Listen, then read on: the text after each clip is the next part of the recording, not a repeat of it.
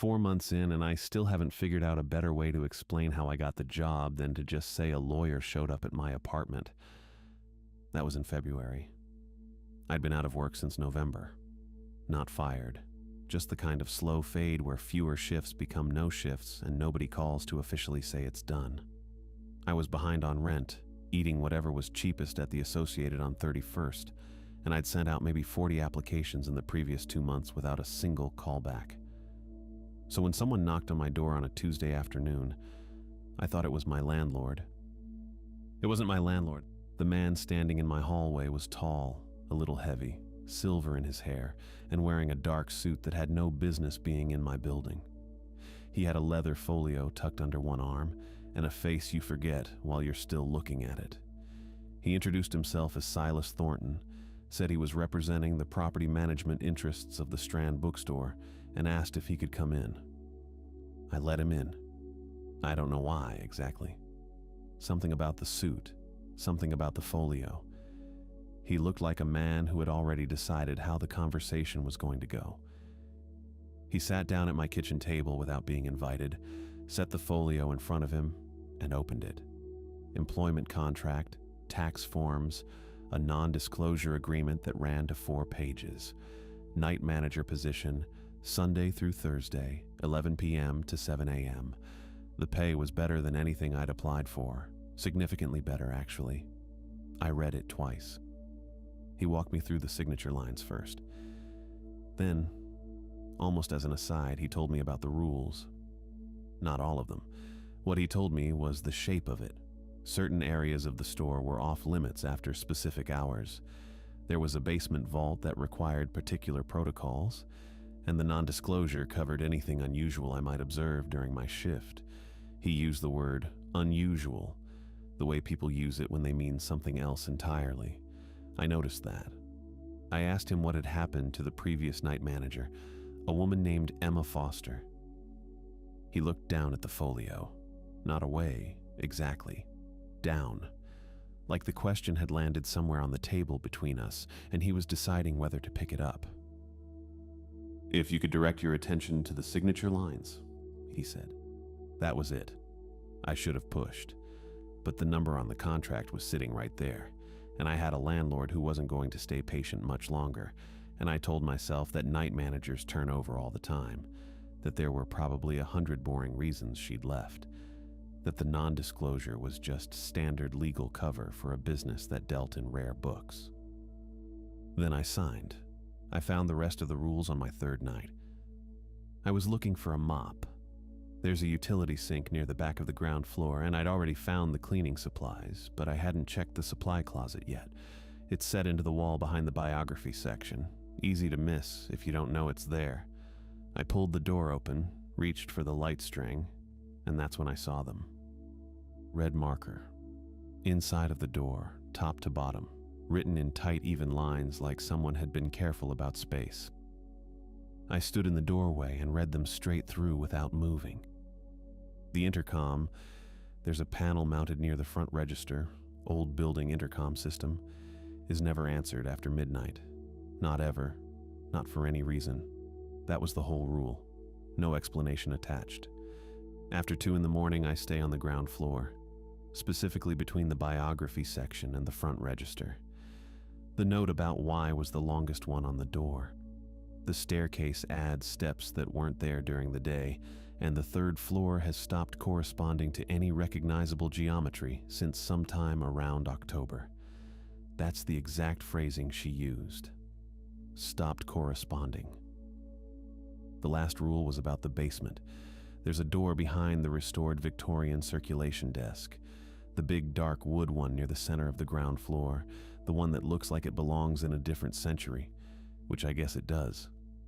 That door opens to a staircase down to the rare books vault. The rule was simple. I never let anyone follow me in. I stood there reading them for probably 2 minutes, then went back and read them again. The handwriting was steady. No crossed out words, no corrections. She'd written these out clean. These weren't notes. They were instructions from someone who knew exactly what she was warning me about. I treated them accordingly. I still do. The vault. I went down once during my first week. I'm not sure what I was thinking. Maybe that I should know what I was responsible for, get a sense of the inventory. The door behind the circulation desk opens onto a narrow staircase, stone walls, a single bulb on a pull chain at the bottom. The vault itself is a long room with climate-controlled cases along both walls, old books behind glass, the smell of paper, and something underneath the paper that I don't have a word for. I was down there for what felt like 20 minutes. I walked the cases, looked at the spines, came back upstairs. The clock above the front register said 4 hours had passed. I checked my phone. Same. I'd gone down a little after 1 in the morning and it was now past 5. I stood at the register for a while, not doing anything. I didn't go back down. I haven't been back down. Sometime before the first month was out, I stopped trying to build a coherent explanation for any of it. The steps on the staircase that I'd counted twice, different numbers both times. The intercom that rang at 12:47 one night with a sound that wasn't quite a voice. The third floor, which I'd been up to exactly once in daylight and never again after dark, because the rule said so and because I'd stood at the bottom of that staircase at 2:15 one morning and counted 14 steps going up when there had been 11 that afternoon. What I do instead is stand at the front register between 2 and 7, under the small lamp that Foster left behind. It's a little brass thing, warm light, sits right at the edge of the counter. And I watch the store and I follow the rules she wrote down for me. She didn't have to do that. She could have walked out and said nothing and let the next person figure it out the same hard way she apparently did. But she wrote it in red marker on the inside of a supply closet door, and she wrote it like she'd tested every word of it. And I stand here every night under her lamp knowing her rules are the reason I'm still here to read them. The second floor shelves started moving sometime around the end of my second month. Not dramatically. Nothing fell, nothing crashed. I'd go upstairs to do a walkthrough and the travel section would be where philosophy had been, or the poetry would be packed into the far corner where there hadn't been shelving at all the night before. First time it happened, I stood at the top of the stairs for a long moment just looking at it. Then I went back down, found the fire alarm test panel behind the information kiosk, and hit the monthly test cycle. The alarm runs for 45 seconds. By the time it cuts out, the shelves are back where they belong. I don't know why that works. I stopped caring why it works around week 3 of using it. The language thing is different, and it took me longer to get a handle on. The section markers, those little printed cards that sit in the shelf brackets and say history or science or whatever. A few of them in the back wing started showing other text, not English. Not any language I recognized, and I looked some of it up early on, which was a mistake because none of it matched anything with a Wikipedia page or a translation service entry. The characters weren't quite characters, if that makes sense. They looked like writing the way a dream looks like somewhere you know. I started killing the lights in whatever wing it was happening in, and if anyone was nearby, I'd tell them there was an electrical fault. We were working on it, sorry for the inconvenience. Nobody ever pushed back. People accept electrical fault the same way they accept we're experiencing technical difficulties. I watch for the signs and respond before anyone else has time to notice, and most nights I can get through a full shift without anyone seeing anything they'll think about later. The rules didn't cover the fact that I can't leave.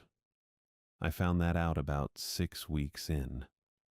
I'd been on shift, everything quiet, and around 5 in the morning I decided I wanted to stand outside for a few minutes. Just to be outside. Just to feel the air. I walked to the front door, pushed it open, and stepped toward the threshold. The street wasn't there. The street was there. But it kept not being where I was walking toward it. I'd take a step and the door would be behind me and I'd be facing the register. I didn't remember turning around. I tried it again. Same thing.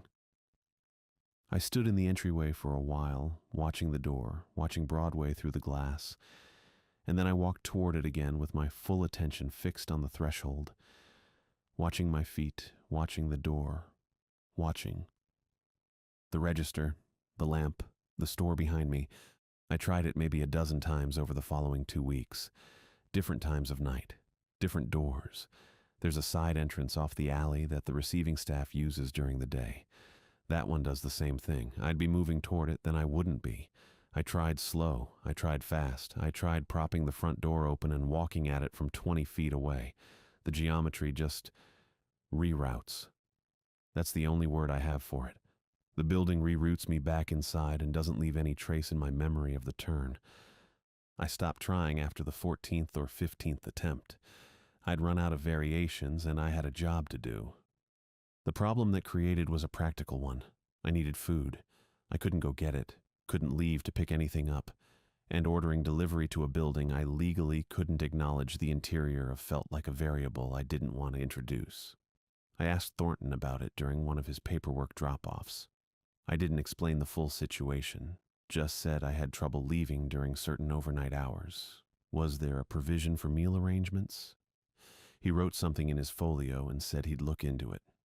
2 days later, I had a name and a number written on a slip of paper in the same folio. No explanation. The name was Landon Jenkins. The number was a cell. I called him. He picked up on the third ring and I explained what I needed. Deliveries to the Strand 3 times a week. I'd pay for the food plus a flat delivery fee on top, cash.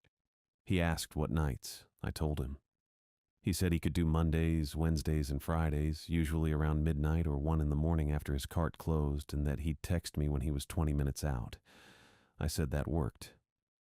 He's been doing it for about 2 months now. He shows up, texts ahead. I meet him in the entryway. He hands the bag through the door. I pay him. We talk for maybe 3 minutes, usually nothing. Whether the cart had a good night. Sometimes he mentions his brother.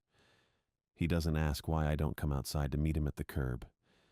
He doesn't ask why I'm always at the door at midnight instead of one of the daytime staff. He understands that some arrangements don't need explaining, and I've come to rely on that more than I expected to. The building doesn't do anything when Landon comes.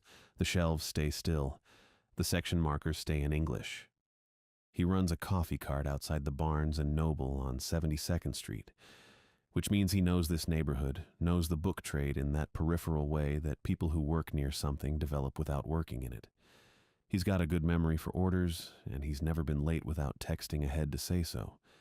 Reliable is the word, and reliability is not something I take for granted anymore.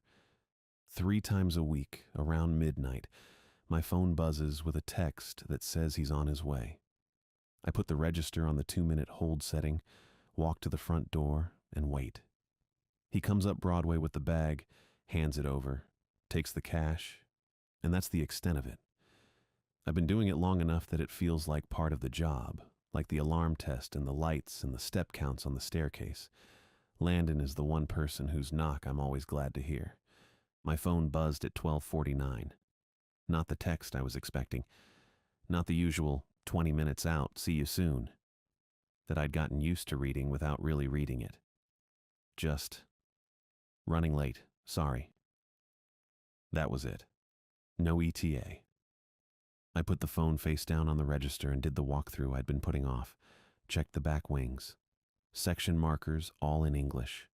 Went upstairs, 11 steps, which was fine, which meant I could go, and walked the 2nd floor. Shelves were where they were supposed to be.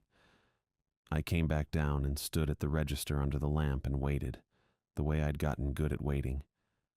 Landon's texts are precise. He doesn't send running late without a reason.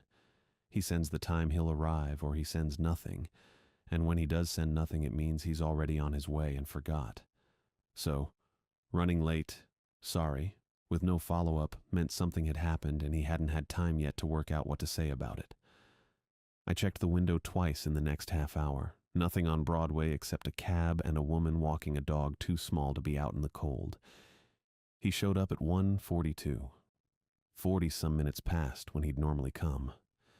I saw him through the glass before he knocked, standing on the top step with the bag still in his hand, not moving, just standing there the way people stand when they're deciding something. He had his canvas jacket buttoned all the way up, and his shoulders were tight. That was the first thing I noticed. Landon doesn't carry tension in his shoulders. I opened the door. He stepped in without me saying anything. Didn't hand me the bag, which he always does. Just held it at his side and stood in the entryway and looked at me with an expression I didn't have a word for. Not scared exactly. More like someone who'd been operating on the assumption that certain things don't exist and had just had that assumption revised. "Sorry," he said. "I know I'm late." "It's fine." He nodded but didn't move. His eyes went to the floor for a second, then back up. "I've got a brother," he said. "Jace. He's at Columbia. PhD program." He paused. "He studies buildings." I waited. "Weird buildings," Landon said. I don't know the exact words he uses. Something about architecture that does things it's not supposed to do. He's been writing about it for 6 years." He shifted the bag to his other hand. "He followed me here from the cart." I looked past him through the glass door panel at the sidewalk. I couldn't see anyone from where I was standing. "He's out there," Landon said. "He's been out there since I came in. I don't think he's going to knock." I moved to the front window, the big display window to the left of the door, the one that looks straight out onto Broadway. I kept back from it a little, enough that I wasn't standing right in the glass. He was there, younger than Landon, slimmer, wearing a dark structured coat, wire-rimmed glasses catching the streetlight. He had a tablet in one hand and something else in the other, a device about the size of a TV remote but thicker, with a small screen and what looked like an antenna stub on one end. Modified EMF meter was my first thought. He was moving along the exterior wall in a pattern, not pacing, not wandering, a grid. He'd take 3 or 4 steps, stop, hold the device level, note something on the tablet, take 3 or 4 more steps. He covered a section of wall, then moved out to the sidewalk edge and ran the same interval back the other direction, working a parallel line. He was mapping something. The wall itself was a data set, and he was reading it, column by column. I watched him work through 2 full passes. What got me wasn't the device or the tablet. It was the way he moved between stops. No hesitation, no recalibration, no moment where he looked up to orient himself. He knew exactly how wide his intervals were. He knew where he was in the grid at all times. You don't move like that the first time you do something, or the 5th. That's someone who has done this specific thing enough times that the procedure has gone into muscle memory.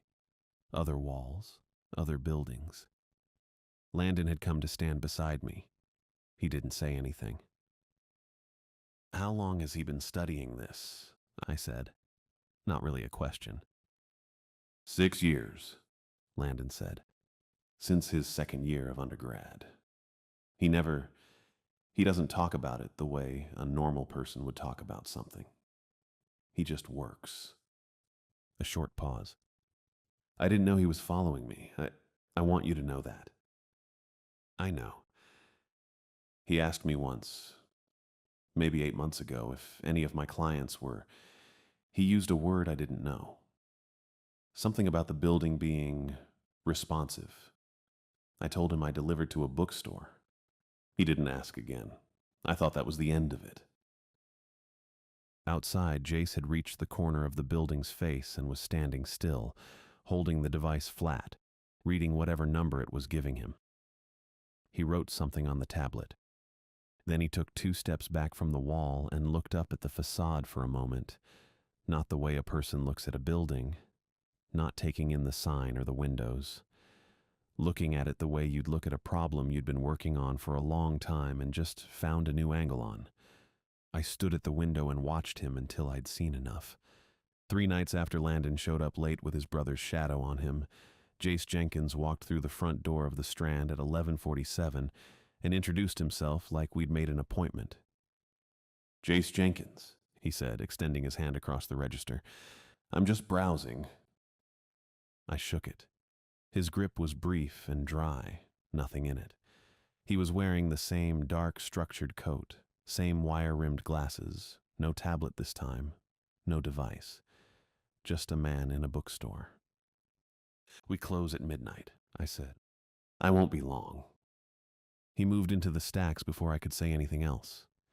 I came around the register maybe 15 seconds later and followed him in. He wasn't there. Not in the aisle I'd watched him turn down, not in the adjacent aisle. I walked the ground floor in a grid: biography, history, literature, backwings, and came up with nothing.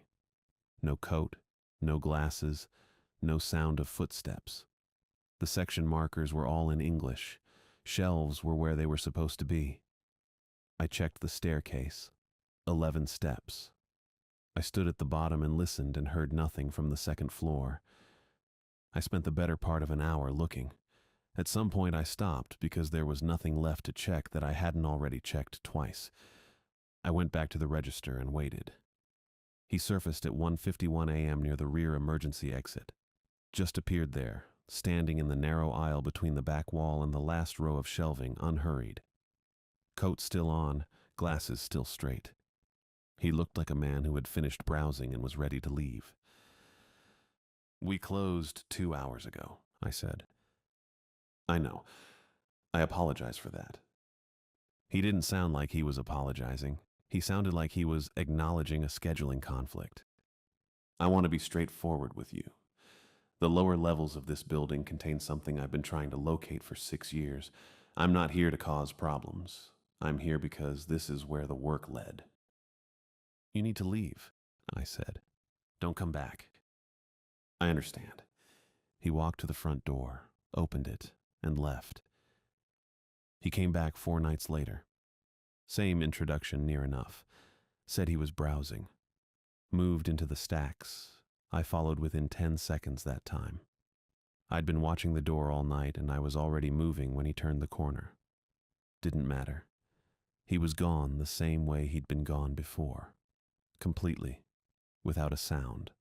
Leaving no trace in any aisle I checked. I found him 3 hours later near the circulation desk, standing with his hands in his coat pockets, reading the spine of a book through the glass of the nearest display case without touching anything. I told him to leave. He said he understood. He left. Between visits, what stayed with me was the way he moved through the store when I could see him, the same unhurried intervals he'd used outside with the device.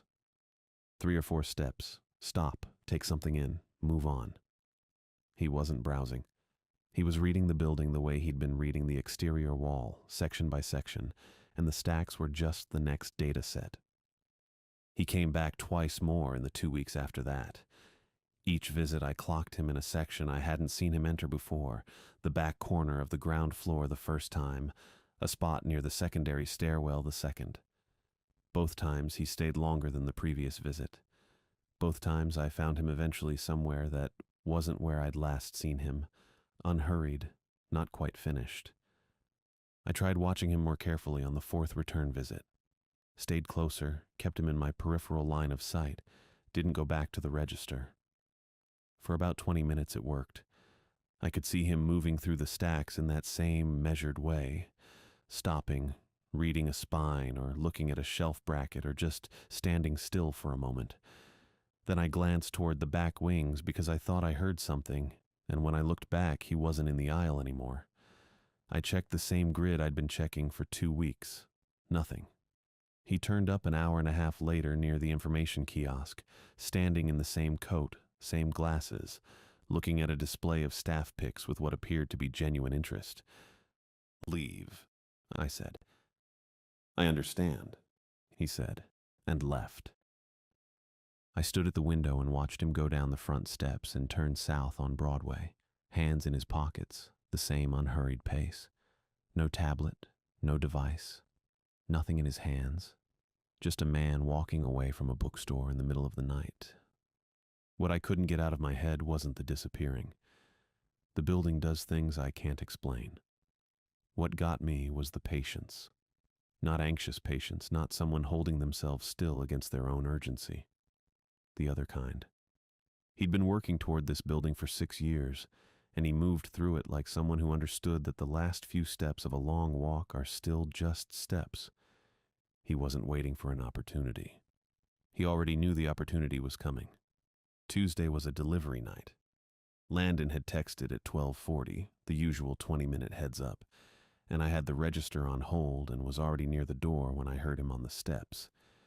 I reached for the handle. Jace came in first, not Landon. Jace in the dark coat and the wire rims, stepping through the door with the particular ease of someone who has been waiting for a specific Tuesday for a long time. And then the woman right behind him. Tall, dark blazer, wool coat, a lanyard still around her neck from something. I recognized the lanyard before I recognized why. The store had a flyer in the window for 3 weeks running. A Columbia Symposium on Urban Structural History, February dates, the department's logo in the corner. The lanyard matched the logo. I had looked at that flyer every night without thinking about it. And then the man behind her. I knew what he was before he showed me anything. It was the way he came through the door. Not cautious, not tense, just settled, like a piece of furniture that had been placed with care.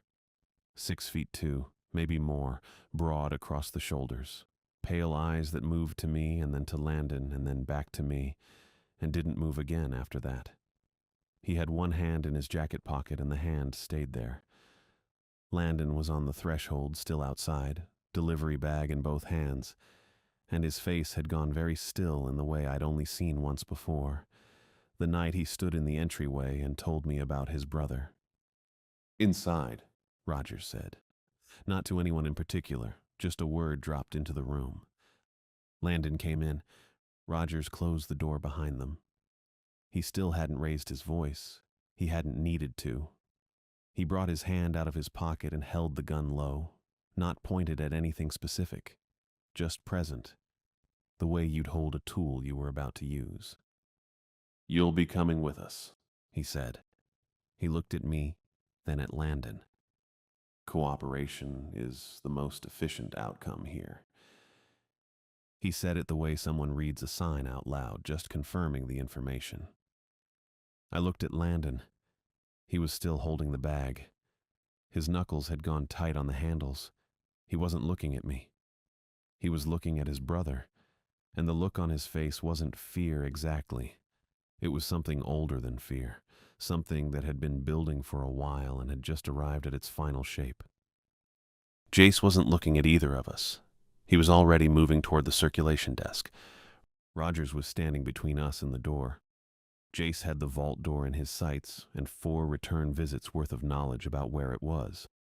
The woman, Thelma, I'd learn the name later, was watching me with the focused attention of someone running a checklist, not someone afraid. Jace went behind the circulation desk. The door was there, set into the wall, the one I'd opened exactly once in 4 months. He opened it like he'd opened it before, or like he'd imagined opening it enough times that the motion was already worn smooth. The staircase was narrow. Stone walls, single pull-chain bulb at the bottom, the same as I remembered. Jace went first. Thelma followed. Rogers looked at me. I went. Landon came behind me, and Rogers came last. The bag made a soft sound against the wall on the way down. The first chamber was where I'd stopped 4 months ago. I knew the dimensions of it by memory. The long room, the glass cases, the smell of paper and whatever was underneath the paper. I had stood in this room and lost 4 hours. Standing in it again, I kept my eyes on Jace and didn't look at the cases. Jace didn't stop. There was a doorway at the far end of the room, set into the stone. No door in the frame, just an opening. I hadn't seen it 4 months ago, or hadn't registered it, or it hadn't been there. Jace walked through it without slowing. The second room was narrower. The shelves here were different. Older wood, rough cut, loaded with materials that had no labels I could read. I passed close to one of the shelves and felt the warmth coming off the spines before I consciously understood what I was feeling. Not the warmth of a room, not ambient heat. The books themselves. I pulled my hand back before I touched one. The air was colder past the second doorway. Not cold the way a basement gets cold. Cold the way the air changes when something large is drawing heat out of it. My breath didn't show. The light was wrong for that. But I could feel it leaving me in a way that had nothing to do with temperature. There were no fixtures I could identify. No bulbs, no panels, no strips along the ceiling. The light was just there, filling the space from no particular direction. The color of old paper or old teeth. A yellowish, not quite white, that made everything look slightly older than it was. It had no source. It had no shadow. It made the walls look very far away and very close at the same time. The third room held more shelves. Thelma stopped at one and said something to Jace in a low voice. Consistent with the eastern wall readings was the part I caught, and Jace nodded once without stopping. He was moving the way he moved through the stacks upstairs. 3 steps, stop, take something in. 3 steps, stop. But down here the intervals were shorter. He was getting warmer. I could tell by the way his pace changed. Landon hadn't said anything since we came through the vault door. He was right behind me, and I could hear his breathing, which was steady, which told me he was working to keep it that way. The 4th doorway was lower than the others. Jace ducked through it without breaking stride. We followed him into the 4th room. The 4th room was smaller than the others. That was the first thing I noticed, before my eyes adjusted, before I saw the desk, just the ceiling dropping and the walls coming in. Then the desk, then the nameplate. Brass, mounted on a small rectangular stand. Raven Wilson, head of rare acquisitions. The lettering was clean, not worn, not faded, just original. She was sitting behind it. Small woman, slight, white hair pinned back in a way that belonged to a different decade. Dark wool skirt, collared blouse, cardigan. Her hands were folded on the desk surface in front of her. Very still. She looked up when we came through the doorway. Her eyes were completely white. Not clouded, not filmed over. White, uniform. The color replaced with something else entirely. No iris, no pupil. Just white. I registered 2 things at the same time. Her eyes, and the absolute certainty that she had been expecting us. Not tonight specifically. All of it. The group. The order we came through the door. Which one of us was which. She already knew. Jace stepped forward. "We've brought what you requested," he said. His voice was steady. He didn't look at me or Landon when he said it. He gestured toward Landon, a small, definitive motion. Raven Wilson stood. And then something happened that I don't have a clean way to describe. There were no words. There was no sound. But something moved through the room the way pressure moves. Not air, not temperature. Something behind my eyes, pressing in from all sides at once, and in that pressure was information, not language. Understanding arriving fully assembled. She had been here since 1962. 62 years in this room, in this chair, with this collection surrounding her on all sides. She had cataloged every item in the dark, by touch and by method. The collection had taken her sight the night she tried to remove a volume without authorization. The first night, early in her tenure, before she understood what the collection was. She had reached for something she wasn't supposed to reach for, and the collection had answered. After that, she had made an arrangement. Something had promised her restoration. New eyes, that was the specific term that arrived in the pressure. Not her eyes back, but new ones. In exchange for what she already had, which was access. The collection, the room, herself, as a fixed point in it. She had been transmitting into the building's electromagnetic field ever since. Patient signals, methodical, waiting for the right instruments. Jace had the right instruments. 6 years ago, Jace had picked up something he couldn't explain, and had spent every year since building an academic framework around the signal instead of ignoring it the way most people would have. When he got close enough to understand what was being asked for, he had decided that Landon was an acceptable cost. Acceptable cost. I don't know if it was her word or mine.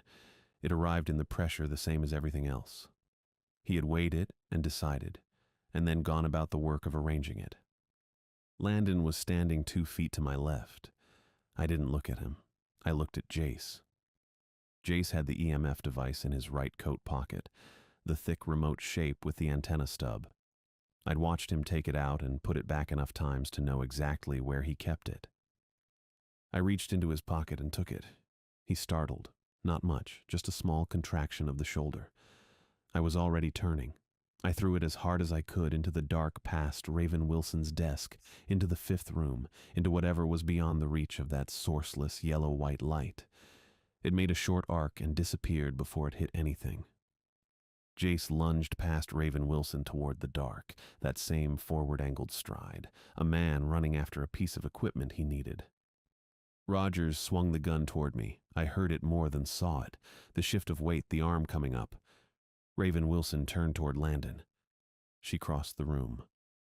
One moment she was behind the desk, and then she was crossing it. The speed wrong. Not violent.